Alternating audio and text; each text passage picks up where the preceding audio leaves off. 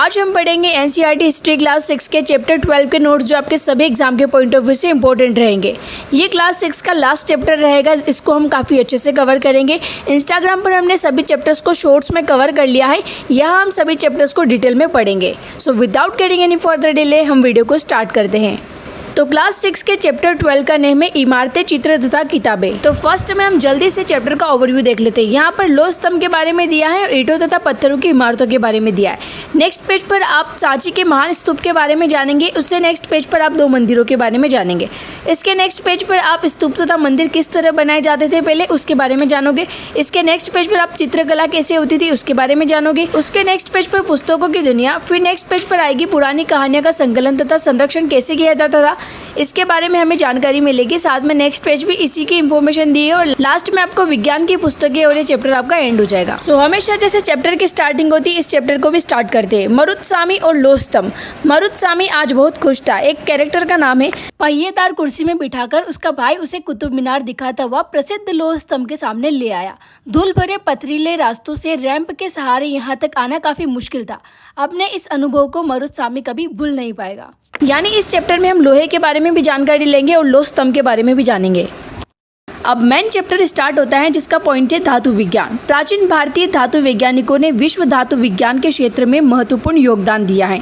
पुरातात्विक खुदाई ने यह दर्शाया है कि हड़प्पावासी कुशल शिल्पी थे और उन्हें तांबे के धातु कर्म यानी धातु शोधन जो होता है उसकी जानकारी थी। उन्होंने तांबे और टिन को मिलाकर कांसा बनाया। यानी आपको यहाँ पर नोट करना है कि तांबे और टिन को मिलाकर कांसा बनाया जाता है। जहाँ हड़प्पावासी कांस्य युग से जुड़े थे वही उनके उत्तराधिकारी लोह युग से संबद्ध थे। भारत अत्यंत विकसित किस्म के लोहे का निर्माण करता था। खोटा लोहा, पिटवा लोहा तथा ढलवा लोहा। यहाँ दिया है लोह स्तंभ जिसके बारे में हमें मरुत्सामी से पता चला। महरौली दिल्ली में कुतुब मीनार के परिसर में खड़ा यह लोह स्तंभ भारतीय शिल्पकारों की कुशलता का एक अद्भुत उदाहरण है। यानी ये इतने टाइम तक भी खड़ा रहा इसलिए ये इतना अद्भुत है। यानी यहाँ पर इतना अच्छे से लोहे का यूज किया गया। इसकी ऊंचाई 7.2 मीटर है और वजन 3 टन से ज्यादा है। इसका निर्माण लगभग 1500 साल पहले हुआ। इसके बनने के समय की जानकारी हमें इस पर खुदे अभिलेख से मिलती है। इसमें चंद्र नाम के एक शासक का जिक्र है जो संभवतः गुप्त वंश के थे। आश्चर्य की बात यह है कि इतने वर्षों के बाद भी इसमें जंग नहीं लगा। आपने देखा होगा कि आजकल के लोहे में जंग जल्दी लग जाती है, पर ये इतने साल से खड़ा है फिर भी इसमें अभी तक जंग नहीं लगी। ईंटों और पत्थरों की इमारतें। हमारे शिल्पकारों की कुशलता के नमूने स्तूपों जैसी कुछ इमारतों में देखने को मिलते हैं। स्तूप का शाब्दिक अर्थ टीला होता है। हालांकि स्तूप विभिन्न आकार के थे, कभी गोल, लंबे तो कभी छोटे या बड़े। उन सब में एक समानता है। प्रायः सभी स्तूपों के भीतर एक छोटा सा डिब्बा रखा है। इन डिब्बों में बुद्ध या उनके अनुयायियों के शरीर के अवशेष जैसे दांत, हड्डी, राख या उनके द्वारा प्रयुक्त कोई चीज या कोई कीमती पत्थर अथवा सिक्के रखे रहते हैं। इसे धातु मंजूषा कहते हैं। प्रारंभिक स्तूप धातु मंजूषा के ऊपर रखा मिट्टी का टीला होता था। बाद में टीले को ईंटों से ढक दिया गया और बाद के काल में उस गुंबदनुमा ढांचे को तराशे हुए पत्थरों से ढक दिया गया। प्रायः स्तूपों के चारों ओर परिक्रमा करने के लिए एक वृत्ताकार पथ भी बना होता है। जैसे आज मंदिरों में होता है वैसे पहले भी बना होता था, जिसे प्रदक्षिणा पथ कहते थे। इस रास्ते को रेलिंग से घेर दिया जाता था। इसे वेदिका कहते हैं। वेदिका में प्रवेश द्वार बने होते थे। रेलिंग तथा तोरण प्रायः मूर्तिकला की सुंदर कलाकृतियों से सजे होते थे। मानचित्र में अमरावती को ढूंढो। यहाँ मैंने लोकेट कर रखा है आंध्र प्रदेश, पर आप भी एक बार देख के मुझे बताना ताकि आपको भी याद हो जाए। यहाँ कभी एक भव्य स्तूप हुआ करता था। लगभग 2000 साल पहले इस स्तूप को सजाने के लिए शिलाओं पर चित्र उकेरे गए। कई बार पहाड़ियों को काटकर बनावटी गुफाएं बनाई जाती थी। इस तरह की कई गुफाओं को मूर्तियों तथा चित्रों द्वारा सजाया जाता था। इस काल में कुछ आरंभिक हिंदू मंदिरों का भी निर्माण किया गया। इन मंदिरों में विष्णु, शिव तथा दुर्गा जैसे देवी देवताओं की पूजा होती थी। देखिए यहाँ पर इस तरीके से आपसे कभी मेंस एग्जाम में क्वेश्चन पूछा जा सकता है कि उस टाइम पीरियड में किस गॉड को ज्यादा प्रायोरिटी दी जाती थी, तो आप गॉड के नाम बता सकते हैं। आगे लिखा है मंदिरों का सबसे महत्वपूर्ण भाग गर्भगृह होता था, जहाँ मुख्य देवी या देवता की मूर्ति को रखा जाता था। इसी स्थान पर पुरोहित धार्मिक अनुष्ठान करते थे और भक्त पूजा करते थे। अक्सर गर्भगृह को एक पवित्र स्थान के रूप में देखने के लिए भीतर गांव जैसे मंदिरों में उसके ऊपर काफी ऊंचाई तक निर्माण किया जाता था, जिसे शिखर कहते हैं। शिखर निर्माण के कठिन कार्य के लिए सावधानी से योजना बनानी पड़ती थी। सामान्य सी बात है, इतने ऊंचे गुंबज वगैरह अगर शिखर बनाएंगे तो उनको सावधानी से कार्य करना पड़ेगा और इसके लिए एक अच्छी सी योजना तैयार करनी पड़ेगी। अधिकतर मंदिरों में मंडप नाम की एक जगह होती थी।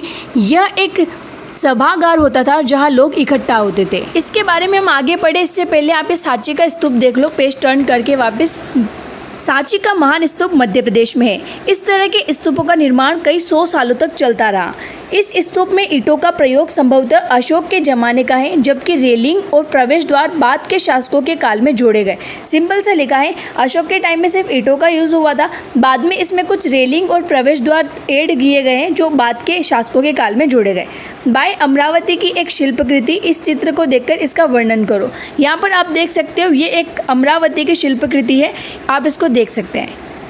ठीक है, पेज टर्न करते हैं, आगे का कंटिन्यू करते हैं। पहले इन मंदिरों को जान लेते हैं। ये वाला जो डायग्राम है ये उत्तर प्रदेश के भीतर गांव में एक मंदिर है, वहाँ का है, और साथ में ये है आपके महाबलीपुरम के एकाश्मिक मंदिर का चित्र है। ठीक है, तो यहाँ पर थोड़ा बहुत पढ़ लेते हैं। बाएं ऊपर उत्तर प्रदेश के भीतर गांव का एक आरंभिक मंदिर है। यह लगभग 1500 साल पहले पकी ईंटों व पत्थरों से बनाया गया था। ठीक है, दाएं ऊपर यहाँ पर महाबलीपुरम के एकाश्मिक मंदिर है। अब इसे एकाश्मिक मंदिर क्यों कहा गया है? इनमें से प्रत्येक मंदिर एक ही विशाल पहाड़ी को तराश कर बनाया गया है, इसलिए इन्हें एकाश्म कहा गया है।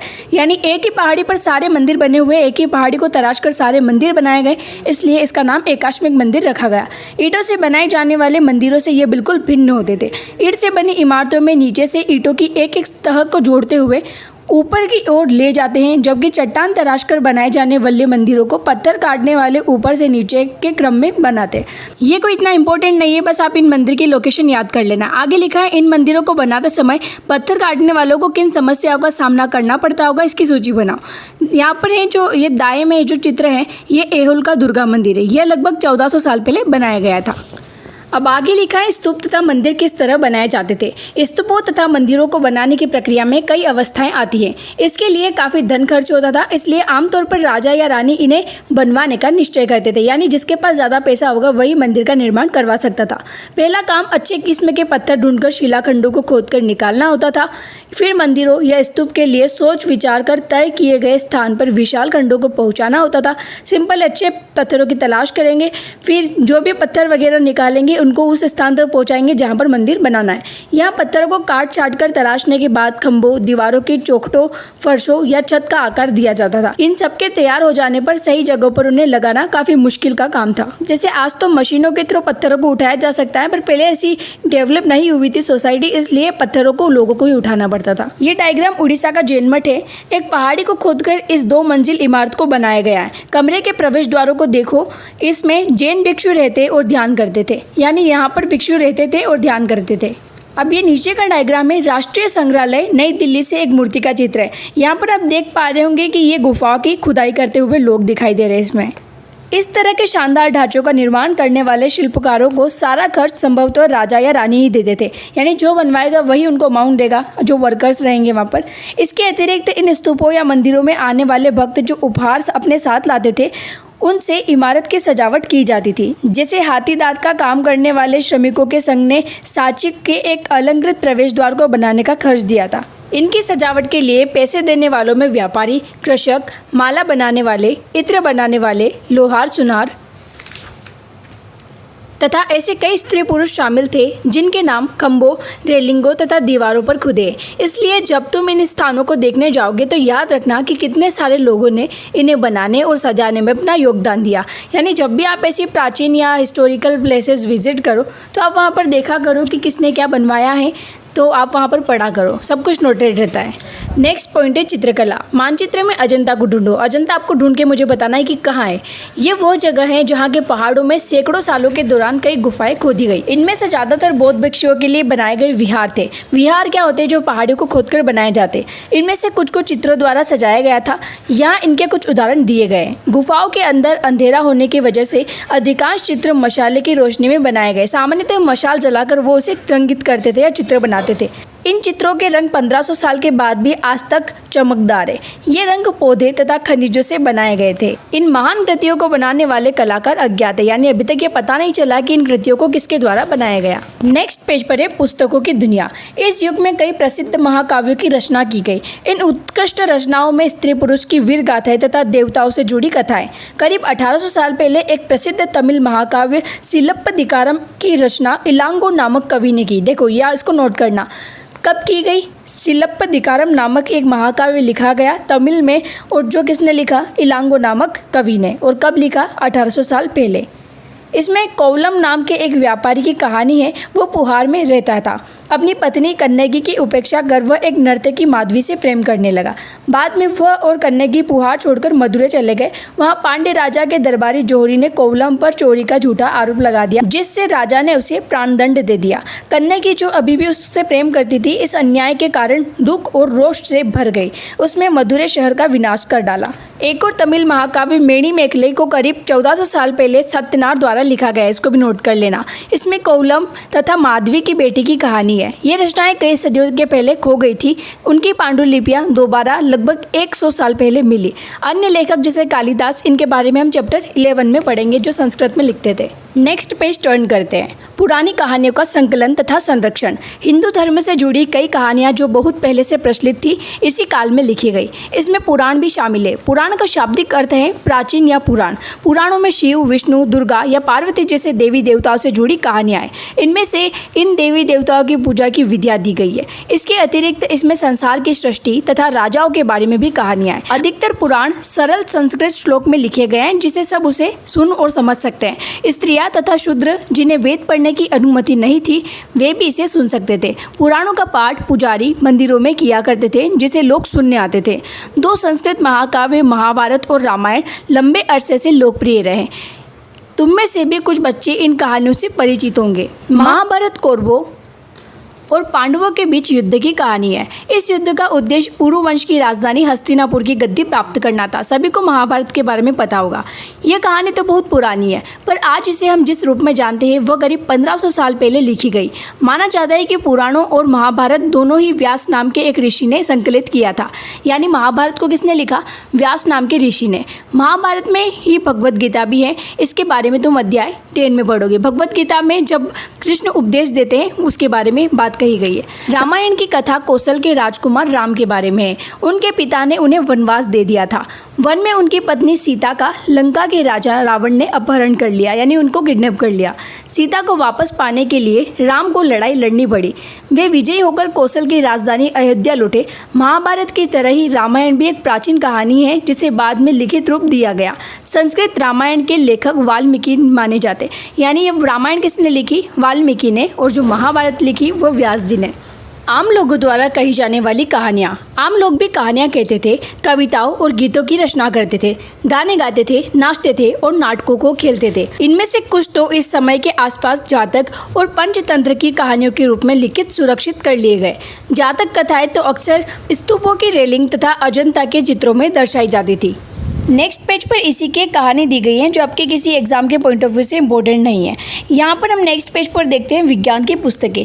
इसी समय गणितज्ञ तथा खगोल शास्त्री आर्यभट्ट ने संस्कृत में आर्यभट्टियम नामक पुस्तक लिखी। इसमें उन्होंने लिखा कि दिन और रात पृथ्वी के अपनी धुरी पर चक्कर काटने की वजह से होते हैं, जबकि लगता है कि रोज सूर्य निकलता है और डूबता है। उन्होंने ग्रहण के बारे में भी एक वैज्ञानिक तर्क दिया। उन्होंने व्रत की परिधि को मापने की भी एक विधि ढूंढ निकाली, जो लगभग उतनी ही सही है जितनी की आज प्रयुक्त होने वाली विधि है। वराहमिहिर, ब्रह्मगुप्त और भास्कराचार्य कुछ अन्य गणितज्ञ और खगोलवेत्ता थे, जिन्होंने कई खोजें की। इनके बारे में और पता लगाओ।